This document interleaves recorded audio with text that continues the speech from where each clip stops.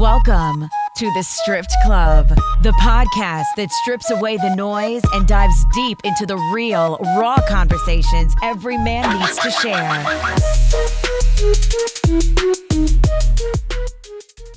Welcome back, guys. You are watching the Stripped Club. This is episode 3. 1, 2, 3. And I'm still here, still doing it, still giving all of me. We've talked about fathers. We've talked about me leaving everything behind.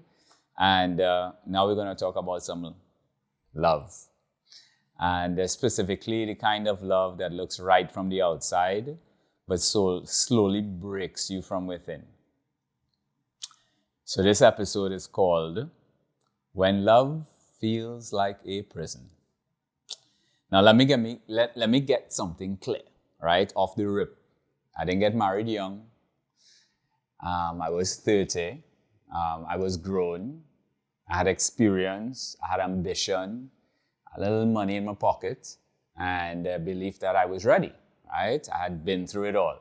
I had, relationships, and I was ready to settle down. I wasn't some 22-year-old rushing into something out of hype. I'd lived a little, I'd built a little, and I had a clear picture of the life I wanted, and I wanted a family. So when I said I do, I meant it. And as a Catholic man at that, I just didn't believe in marriage. I believed in the sacraments. That whole for better or worse thing, I took it seriously. I walked into that marriage ready for the long haul, ready to build, to grow, to lead, to protect, to love through anything. You know the story. But by year 3, or maybe year 2, I knew something was off, right? You feel it. At first, I didn't want to admit it. If you remember episode 1 or episode 2, I spoke about me, putting things together in a way that, everything was great. But honestly, you don't want to believe that something so sacred could be so misaligned. I didn't want to give up. I didn't want to be a statistic. And I damn sure didn't want to be a failure. But the signs were there, like it was in my face, right? And if I'm being honest, as I've been in these episodes, they were actually there before we even got married. So from early on, here's what happened. I was made to feel like I thought I was better, right? Better than everybody, because I came from a 2-parent home. My parents worked hard, provided certain standard of living, because I had exposure, education, articulation. But here's the thing. I never thought I was better. There's a difference, right? I was just being me. But the more I heard it, the more I felt that I had to dim my light in order to make her feel comfortable. I had to dumb myself down. I had to soften my voice, dilute my vocabulary. I even downplayed my achievements and my networks. I wouldn't seem too much. So I remember it clearly one day. She told me, she's like, I don't want to go to your events with who you're networking with and stuff like that. She's like, I feel uncomfortable around those people. Those government officials, those diplomats, those business leaders that I was rubbing shoulders with. She just felt out of place. And in her discomfort, your boy started to shrink.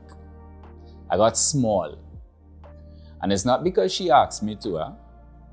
It's because I didn't want her to feel small around me.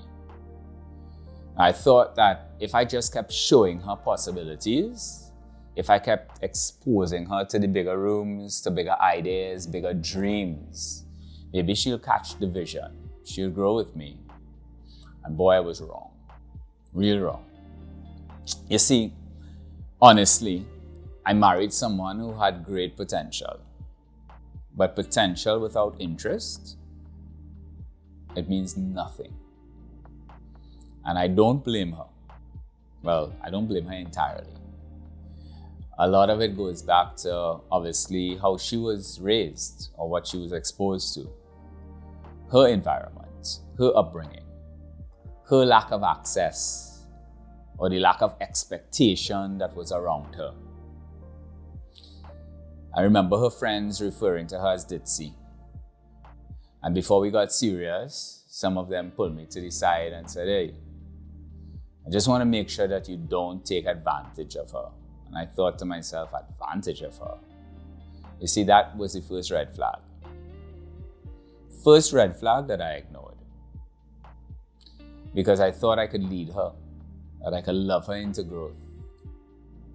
You see, but what I've learned in my 40 plus years, you thought you were going to get my age, right?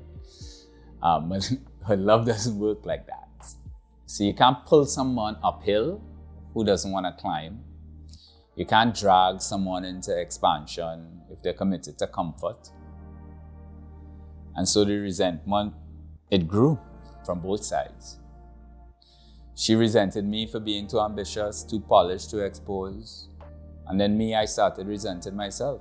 I started resenting myself for trying to become smaller just to keep the peace. And that's when I started to feel the bars go up. Not the physical ones, but the emotional ones, the ones that cripple you. See, I was in a relationship where I just couldn't fully be me. I couldn't speak freely. I couldn't dream out loud again. I was like, this is not a marriage. It's starting to feel like a prison. But I stayed. Again, a Catholic man, believing in the sacrament, believing in forever. Because I thought maybe, just maybe, if I kept sacrificing, she'll see the light. If I kept setting the example, she'll get inspired. But instead, I got exhausted. I lost myself in the process. And you know the saddest part is? She didn't even notice that. See, when someone is intimidated by a light, they'll never ever ask you to shine brighter. They'll actually ask you to dim or they'll walk away. And she chose to walk away. And that, as painful as it was, and to be honest, it still is, it was my blessing. Because if she didn't walk away, I'd still be there. Shrinking, not eating, performing, pretending. Now, I don't share this for sympathy. So I don't need the messages talking about, ooh, that was it. I'm sharing this for clarity. For the man listening who's slowly losing himself in the name of making it work. For the one trying to lead someone who doesn't want to grow. For the man who is staying because he's afraid to fail. You know that reason. And let me tell you, there's no success in a life where you have to play small to survive. Because love does not require self-erasure. So next week, we wrap up this arc with the truth that set me free. Where losing everything, it saved my life. We're talking divorce, breakdown, mental health, and the slow, hard road to healing. So until then, my friend, stay wise, stay grounded, and above all, stay stripped.